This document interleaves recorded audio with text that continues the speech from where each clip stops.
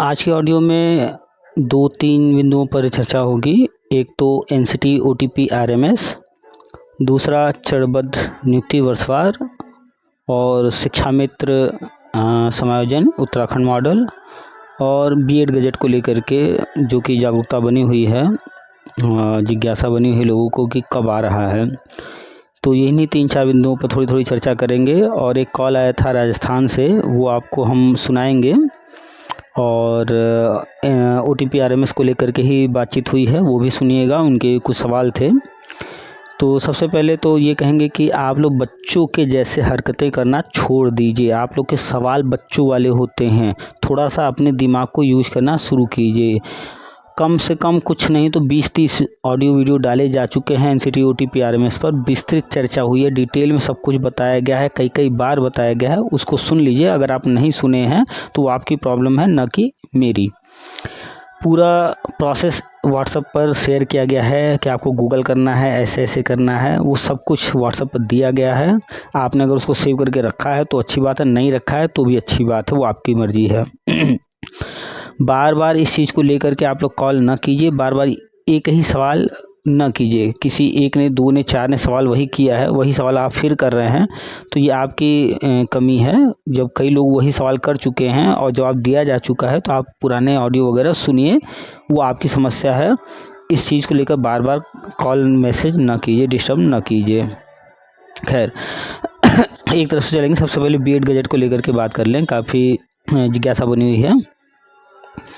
Government बहुत सारी चीज़ें करती है, बहुत सारी चीज़ें वो करती तो खुद है, लेकिन वो दिखाती नहीं कि हम खुद कर रहे हैं।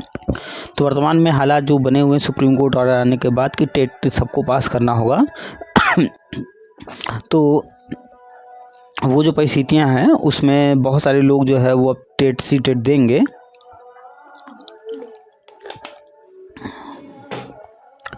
तो उनमें बहुत सारे बीएड वाले भी हैं और उनकी भी तरह तरह की समस्याएं हैं। अब वो अपनी समस्याओं को उठा रहे हैं। तो गवर्नमेंट भी चाहती है कि इस तरह की जो है चर्चा हो, इस तरह की डिमांड हो, उसके बाद हम कोई काम करें, ताकि लगे कि जनता के डिमांड पर ये काम हो रहा है। ठीक है, तो जो चीज़ें हो रही हैं आप ध्यान से देखते रहिए, अखबार में न्यूज़ पढ़ते रहिए। अलग अलग जगह से अलग अलग खबरें आ रही हैं बीएड को लेकर के या टेट वाला मुद्दा लेकर के। तो जल्द ही उम्मीद है कि ये गजट जारी हो जाएगा, बीएड प्राइमरी में फिर से वैलिड हो जाएगा। 2018 का जब गजट जारी हुआ था तो बहुत सारे अन्य गजट भी जारी हुए थे जो कि ज़रूरी थे उस वक्त। तो अब फिर से नया गजट जारी होगा, तो जो पुराने गजट थे वो सब तो रद्द हो गए, लेकिन अब सारे नियम ही बदलने जा रहे हैं, क्योंकि एनसीटी जो है नया रेगुलेशन, नया अधिनियम ही लेकर के आ गया है। तो एनसीटी अधिनियम 2025 फरवरी में आ गया था, उसे आप पढ़ लीजिए। ये पूरी तरह से सारे नियम बदल जाएंगे। अब जो कुछ भी होगा इसी के अनुसार होगा। थोड़ा सा धैर्य और रख लीजिए। बस विधि मंत्रालय जो है जब इसे फाइनल करके लागू कर दे। तो ये तो हो गया बीएड के गजट को लेकर के, बीएड के मुद्दे को लेकर के। अब बात कर लेते हैं हर कक्षा में शिक्षक योजना के तहत वर्षवार नियुक्ति, चरणबद्ध नियुक्ति। बेसब्री से इंतज़ार आप लोग कर रहे हैं, तो आप लोग इंतज़ार ही मत कीजिए, सिर्फ पढ़ाई कीजिए।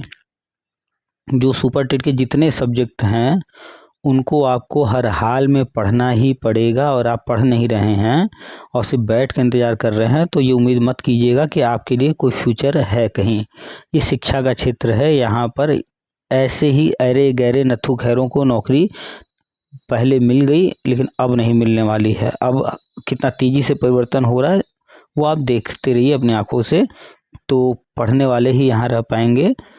तो समय के साथ तेज़ी से परिवर्तन हो रहे हैं।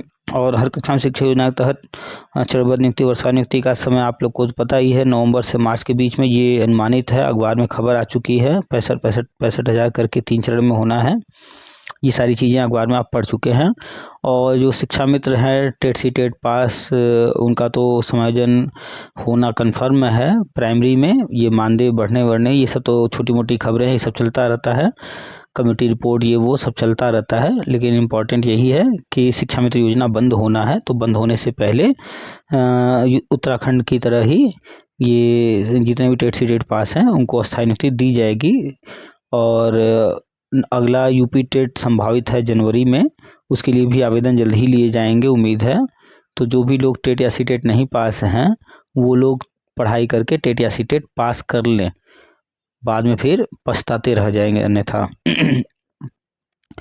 और इसके बाद बात कर लेते हैं थोड़ा सा एनसीटी ओटीपी आरएमएस को लेकर के। तो एनसीटी ओटीपी आरएमएस में जो है आप लोग ये ध्यान दीजिए कि आपका जो स्कूल या कॉलेज है उसको एनसीटी से मान्यता ज़रूर मिली होगी, तभी आपको पाठ्यक्रम कराया गया होगा। और जब स्कूल या कॉलेज मान्यता लेता है तो एक बार मान्यता मिल जाने के बाद वो आगे कई वर्षों तक पढ़ाई कराता है। यदि उसमें कोई शर्त नहीं शामिल किया गया है कि इतने वर्षों के लिए, तो तब तक वो जो लेटर है, जो मान्यता है, वो काम आता रहता है जब तक कुछ बड़ा परिवर्तन न हो जाए। तो इसके लिए आप लोग डाउट में मत रहिएगा कि 2015 में अगर लेटर जारी हुआ था तो 2017 में कराया तो सही है कि नहीं है। नहीं, ऐसा कुछ नहीं होता, बार बार अप्रूवल नहीं मिलता है। हाँ, लेकिन आपको पढ़ना पड़ेगा उस लेटर में क्या लिखा है। आपको ध्यान से वो लेटर पढ़िए, समझिए जो आपके कॉलेज को मान्यता मिली है। जैसे आप एक बार जो है हाई स्कूल इंटर पास कर लिए तो उस पर कुछ लिखा ही नहीं है कितने समय काम आएगा, लेकिन कुछ ऐसे हैं जैसे पहले टेट सीटेट होता था वो 5 साल 7 साल के लिए था। अभी भी IBPS होता है, स्कोर कार्ड होता है, वो उसका एक लिमिट है। पेट होता है, उसका एक लिमिट है। तो कागज़ जो भी होते हैं, जैसे भी होते हैं सरकारी कागज़, उन पर जो शर्तें लिखी होती हैं या उनके लिए जो नियम शर्तें बनाई गई होती हैं उनके आधार पर ही तय होता है। तो आपके कॉलेज को मान्यता कब मिली, किन शर्तों पर मिली, कितनी सीटों के लिए मिली, आप जब पढ़ रहे थे तब थी या नहीं थी, कितनी सीटों के लिए थी, आप कितनी सीट के अंदर आ रहे थे, ये सब कंफर्म करना वो आपकी जिम्मेदारी है। आप पढ़िए उस लेटर को, ठीक है। तो एनसीटी को वो लेटर चाहिए जो आपने पढ़ाई किया जिस कॉलेज से, तो उस कॉलेज को मान्यता कब मिली। तो वो मान्यता पहले लिया होगा, पढ़ाई बाद में कराया होगा। तो वो लेटर आप लोग डाउनलोड करके या कॉलेज से प्राप्त करके या जहाँ से भी ले करके तभी एनसीटी ओटीपी आरएमएस का रजिस्ट्रेशन करेंगे और तभी सर्टिफिकेट इशू होगा। एक कमेंट आया था कि थाने से या यहाँ से, तो वहाँ से हम अगर चयनित प्रमाण पत्र बनवा लें तो, ये बात हो रही है बोनाफाइड की। 4 चीज़ें मांगी जा रही हैं। एक तो मांगा जा रहा है कि आपने बीएड बीटीसी डीएलएड जो भी किया है उसका मार्कशीट। दूसरा डिग्री, अगर डिग्री नहीं है तो फिर प्रोविजनल डिग्री, ठीक है। तीसरा मांगा जा रहा है आपके कॉलेज को मान्यता जो मिला वो लेटर। और चौथा मांगा जा रहा है बोनाफाइड। बोनाफाइड होता है कि आपका कॉलेज लिख करके देता है कि हाँ ये इस सत्र में यहाँ से ये कोर्स किए हैं, जिससे डिक्लेयर करता है कॉलेज और कंफर्म करता है। अगर आपके पास बोनाफाइड नहीं है या आप नहीं बनवा पाए हैं, हो सकता है आपने चरित्र प्रमाण पत्र बनवाया हो अपने कॉलेज से, तो वो चरित्र प्रमाण पत्र, यहाँ वो चरित्र प्रमाण पत्र नहीं मांग रहे हैं, वो मांग रहे हैं डिक्लेरेशन आपके कॉलेज द्वारा।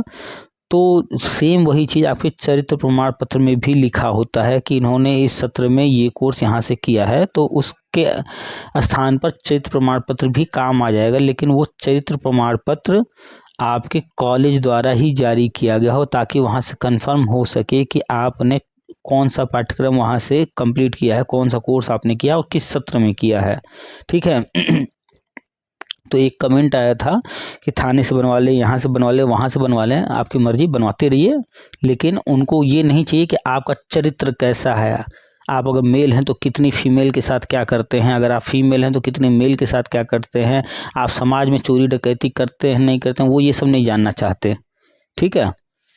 इतना तो आप भी पढ़े लिखे हैं, इतनी बुद्धि लगा सकते थे। कमेंट था, हम नाम नहीं उनका लेना चाहेंगे, तो बुद्धि थोड़ा लगा लिया कीजिए कि कहाँ मांगा जा रहा है, किस उद्देश्य से मांगा जा रहा है। आप मर्डरर हैं नहीं हैं, आप जो है सभ्य व्यक्ति हैं, संभ्रांत हैं, आपका चरित्र कैसा है, इसका उनसे कोई लेना देना नहीं है। यहाँ मांगा जा रहा है कंफर्मेशन कि आपने जिस कॉलेज से किया है वो कॉलेज आपको लिख करके दे कि इस सत्र में ये पाठ्यक्रम इन्होंने यहाँ से किया है, तो वो बोलते हैं बोनाफाइड। अगर आपने बोनाफाइड नहीं बनवाया है तो आपके पास चरित्र प्रमाण पत्र अगर है कॉलेज से बना हुआ तो उसमें भी ये कंफर्म हो जाता है कि आपने इस कॉलेज से ये कोर्स किया है, इसलिए कहा गया है चरित्र प्रमाण पत्र। ठीक है, आप लोग ग्रेजुएट हैं, आप लोग जो है इसका टीचर ट्रेनिंग कर लिए, इसके बाद आपने टेट सी टेट भी पास कर लिया, इतने सालों से आप किए हुए हैं ये सब, आपकी उम्र 30 35 40 45 हो गई, 50 भी होंगे कुछ लोग, और बातें कमेंट ऐसे करेंगे जैसे लगता है कि बस निकालो जूता दे दो वही इनके लायक है, ये टीचर बनने लायक नहीं है। कमेंट तो कम से कम पूरी बात को समझ करके तब किया कीजिए। एकदम ऐसे ऐसे निम्न स्तर के कमेंट करेंगे, ऐसे ऐसे बच्चों वाले कमेंट करेंगे जिसका जवाब जो है ऐसे कमेंट रहेंगे जैसे जिसका जवाब कोई बच्चा भी दे सकता है। तो कमेंट में कम से कम अपनी उम्र का, अपनी पढ़ाई लिखाई का, हाँ, और अपने आने वाले फ्यूचर के करियर को ध्यान में रख कर के इस तरह का कमेंट किया कीजिए कि पढ़ने वाले को समझ में आए कि कोई टीचर यहाँ पर कमेंट कर रहा है। आप लोग ऐसे ऐसे कमेंट कर देते हैं, पता नहीं आप अन्य लोगों को कैसा लगता है कैसा नहीं लगता है, लेकिन हमें तो बस पढ़ने के बाद जो है यही सब लगता है कि सामने हो तो खैर ऐसे लोगों को नौकरी न मिले। हम तो यही प्रार्थना करते हैं कि जिनको इतनी सी भी बुद्धि नहीं है कि कहाँ क्या चलेगा, कहाँ क्या नहीं चलेगा और किस उद्देश्य से क्या चीज़ मांगा जा रहा है। हाँ, थोड़ा सा कुछ लोगों को सुनने में बुरा लग रहा होगा, हम ऐसे ही बोलते हैं, स्ट्रेट फॉरवर्ड बोलते हैं। अगर नहीं सुनना चाहते हैं तो आप लोग सुधर जाइए। तो हमने एनसीटी ओटीपी आरएमएस पर बात कर लिया, थोड़ा सा शॉर्ट में बता देते हैं कि सभी लोग चाहे नए चाहे पुराने, चाहे गवर्नमेंट जॉब में हो चाहे ना हो, ये सर्टिफिकेट सबके पास होना चाहिए जिसने भी कोई भी टीचर ट्रेनिंग किया है। ठीक है और हमने एक वीडियो डाला है, उसमें हमने बताया है कि आप अपना कोई भी डॉक्यूमेंट कहाँ कैसे वेरीफाई कर सकते हैं। तो आपने जिस संस्था से किया होगा उसी संस्था के पास ही वेरीफाई होगा। तो टेट से संबंधित हमने लिंक दिए हैं, बताया है गूगल करके कैसे क्या करना है।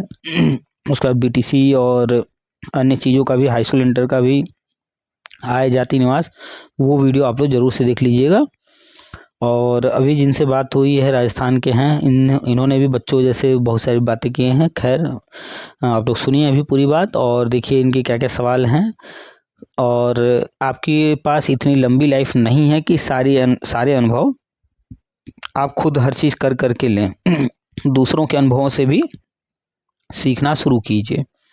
तो जो भी बातचीत डाली जाती है उसको ध्यान से सुना कीजिए, तो उसको सुन करके आपके बहुत सारे सवालों के जवाब खुद ही मिल जाएंगे। और फिर से कह रहे हैं, आप अगर प्रतिदिन 2 से 4 से 6 घंटा अगर नहीं पढ़ रहे हैं, प्रतिदिन 1 घंटा 2 घंटा आप कंप्यूटर नहीं सीख रहे हैं, प्रतिदिन आप अगर इंग्लिश पर जो है काम नहीं कर रहे हैं, इंग्लिश इम्प्रूवमेंट पर अगर ये सब काम आप नहीं कर रहे हैं, तो आप जो है नौकरी की उम्मीद मत कीजिए। आपको नौकरी नहीं मिलने वाली है, और अगर मिल भी गई तो आप नौकरी में ज़्यादा दिन रह नहीं पाएंगे। अब वो सब दिन लद गए। आप लोग बहुत जल्दी नेता और सांसद विधायक से तुलना कर देते हैं, उनको वहाँ पर 5 साल के बाद उनको फिर से परीक्षा देना पड़ता है और अपनी काबिलियत साबित करके फिर से आना पड़ता है। आने वाले समय में यही सरकारी नौकरियों में भी होगा, और ऐसा होना ही चाहिए, बिल्कुल होना चाहिए। जो लोग काबिल नहीं हों उनको बाहर करना चाहिए, जो काबिल हो उनको अंदर करके अगले 5 साल उनसे काम कराएं और फिर से जो है टेस्ट देने को कहें। अगर वो क्वालिफाई करते हैं तो ठीक, नहीं क्वालिफाई करते हैं तो उनको हटा देना चाहिए। तो चलिए सुनाते हैं आपको पूरी बातचीत जो हुई है, राजस्थान से जो कॉल आया था। आप सभी का स्वागत है आपके अपने यूट्यूब चैनल टीपीए वर्ल्ड में। हेलो। हेलो। हेलो। हाँ बोलिए। नमस्कार सर। हाँ जी नमस्कार। सर मैं जोधपुर से बोल रहा हूँ, राजस्थान जोधपुर से रामचरण। हाँ जी बताइए।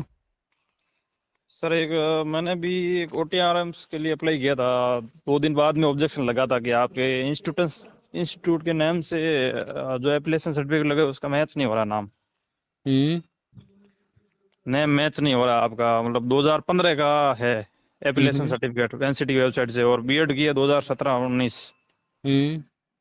तो एक तो ये क्लियर करो सर कि वो एप्लीकेशन सर्टिफिकेट एक बार ही आता है या फिर सेशन वाइज आता है?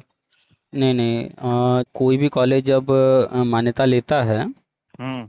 तो उसके लिए आवेदन करता है, और जब आवेदन करने के बाद उन्हें मान्यता मिलती है हम्म। तो ये मान्यता मिलती है कि अब आप जो है इसके बाद ये कोर्स चला सकते हैं, अगर उसमें ये लिखा गया है कितने साल के लिए, तब तो उतने साल ही, अच्छा। अन्यथा वो कंटिन्यू चलता रहता है। एक बार एफिलिएशन लेने के बाद वो कोर्स अपने यहाँ कंटिन्यू चलाते रहेंगे।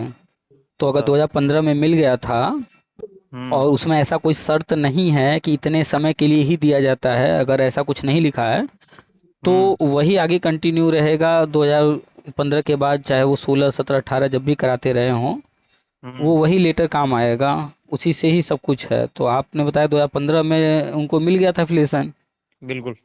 और आपने किया है 2017-19 में। हम्म।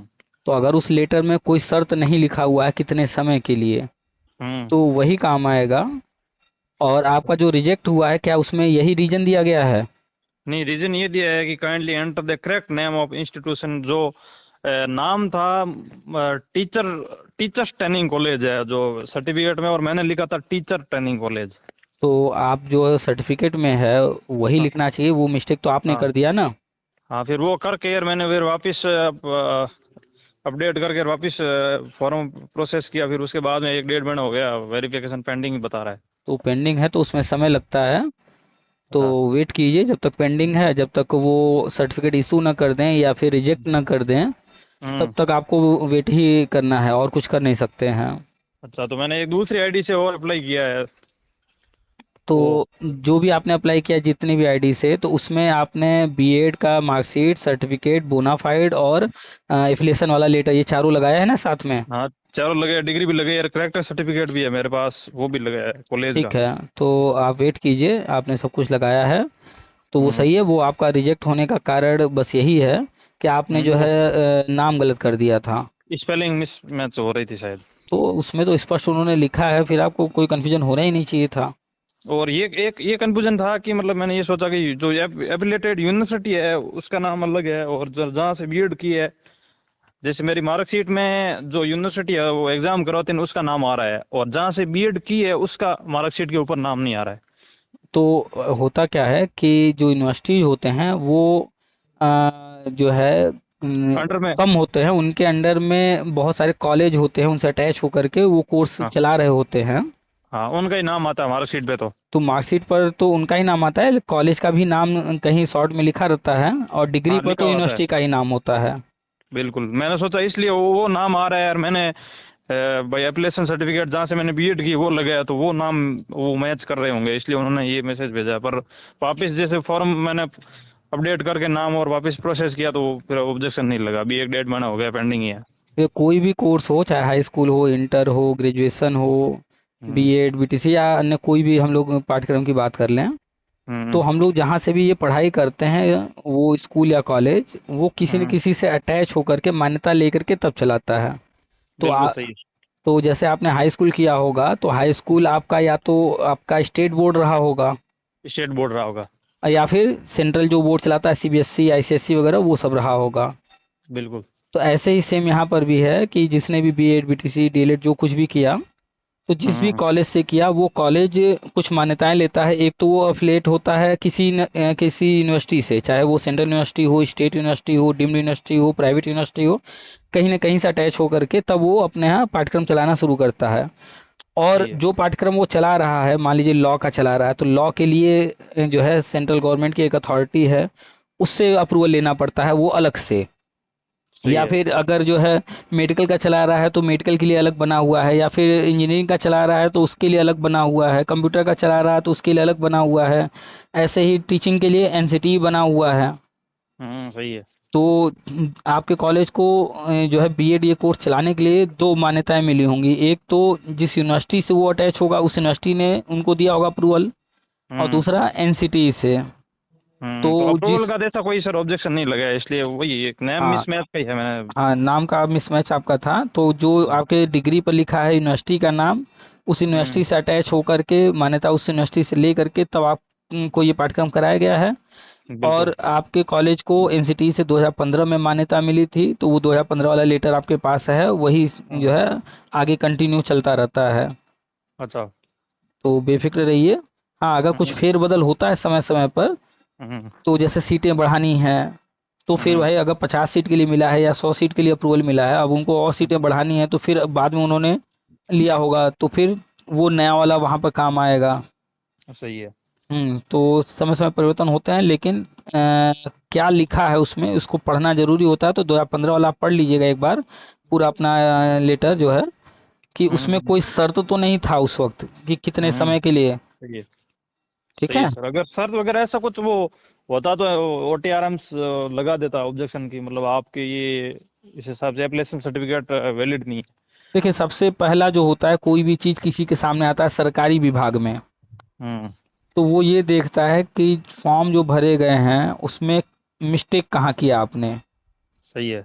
वो बाद में अन्य चीज़ों को चेक करेंगे, सही है गलत है, सबसे पहले मिस्टेक ढूंढते हैं। अगर आपने मिस्टेक किया है तो वो अन्य चीज़ों को चेक ही नहीं करने जाएंगे, वो वहीं पर रिजेक्ट कर देंगे कि आपने फॉर्म ही गलत भरा है पहले। सही है। तो आपका तो वो रिजेक्ट कर दिए यहीं पर कि आपने जो है नाम सही नहीं लिखा है। हम्म। तो इसके आगे की चीज़ें वो चेक किए ही नहीं।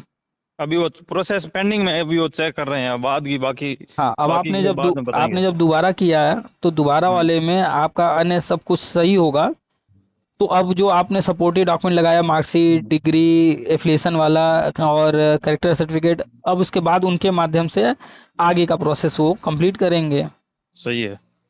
तो वेट और जो कीजिए। सर कोई हम्म। ऑब्जेक्शन नहीं लगता तो उनका 7-8 दिन के अंदर बन के आ जाता सर्टिफिकेट, या फिर इतना टाइम लगता है 1-1.5 महीना? नहीं, उस पर वो लिखते जरूर हैं 7-8 दिन, अच्छा। लेकिन अब तक मेरी जिनसे भी बातचीत हुई, बहुत सारे लोग जुड़े हुए हैं, किसी का हम्म। 1 महीना, किसी का 1.5 महीना, किसी का 2 महीना, 3 महीना ऐसे लग रहा है इस समय। अच्छा। तो जब तक वहाँ से कुछ भी क्लियर ना हो कि सर्टिफिकेट इशू हो रहा है या रिजेक्ट किया जा रहा है, आपको वेट करना हो जब तक वहाँ पेंडिंग दिखाता रहेगा। अच्छा। तो पेंडिंग का मतलब है कि लिस्ट में बहुत सारे लोग हैं, क्रम से हाँ, वो चेक आप किया जा यूट्यूब रहा पे है। बता रहे थे कि बहुत सारी स्टेट है, एक एक मंडल बना हुआ उसमें बहुत सारे स्टेट है, स्टेट में भी बहुत सारे डिस्ट्रिक्ट है, हजारों कॉलेज है, हम्म। तो लाखों में एप्लीकेशन आती है उनके पास। हाँ, बहुत सारे एप्लीकेशन आ रहे हैं, बहुत सारे लोग ये रजिस्ट्रेशन कर रहे हैं सर्टिफिकेट के लिए। तो आपने जब किया तो आपसे पहले भी बहुत सारे लोग किए होंगे, तो वो एक बिल्कुल। क्रम से कर रहे होंगे। तो जैसे जैसे वो करते हुए आगे बढ़ेंगे, फिर जैसे ही आपका नंबर आएगा तो फिर आपका भी करेंगे वो। बिल्कुल सही है अभी सर। एक भाई साहब से इस पर डिटेल में चर्चा हुई है, उन्होंने एनसीटी में कॉल भी कर लिया, मेल भी कर लिया, वहाँ के चेयरमैन से बात भी कर लिया। वो पूरी ऑडियो हमने डाला है आज, उसको आप सुन लीजिएगा, आज ही हमने डाला अभी कुछ घंटे पहले। ठीक है। तो उसको आप सुनेंगे, शुरू में कुछ चीज़ें आपके काम की नहीं होंगी, लेकिन हम्म। जो उनसे बातचीत हुई है पूरी चर्चा ओटीपी आरएमएस पर ही हुई है। तो हम्म। उसको एक बार सुनिएगा, तो वो जो है उनका भी पेंडिंग था, तो वो क्या क्या कर चुके हैं, तो उसको सुनेंगे तो हो सकता है आपके काम का कुछ हो, उससे कुछ चीज़ें आपको भी समझ में आए। तो बिल्कुल सर, उसको भी समझ सुन रहा था मैं लीजिएगा। भी। बिल्कुल। चलिए, और कुछ तो नहीं। नहीं सर, और कुछ नहीं, इसलिए आपको बहुत बहुत धन्यवाद सर।